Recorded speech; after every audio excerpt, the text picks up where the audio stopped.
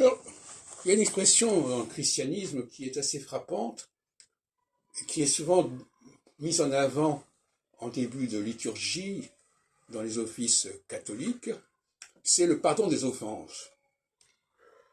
Pardonne-moi comme je dois pardonner, etc. Et au niveau des topiques sensoriels, c'est tout à fait caractéristique d'une sorte de libération de la parole, qui est très féminine, le ça de la parole. Oui, j'ai pu dire des choses qui ont blessé l'autre, mais l'autre m'a aussi blessé, donc on va s'entendre là-dessus. C'est la fameuse expression en anglais « hurt your feelings ».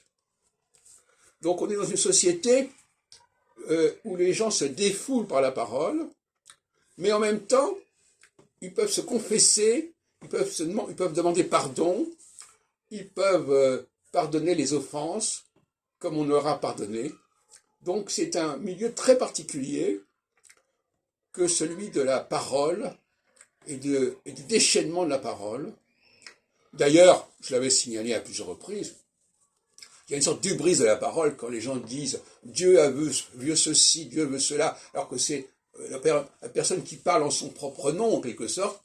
Il y a là une sorte de libération de la parole, de désinhibition de la parole, qui est typique du christianisme. Et les gens qui ont besoin, et notamment les femmes qui ont besoin de parler, de dire ce qui leur passe par la tête, quitte à se faire pardonner par la suite, eh bien, ils sont attirés par le christianisme.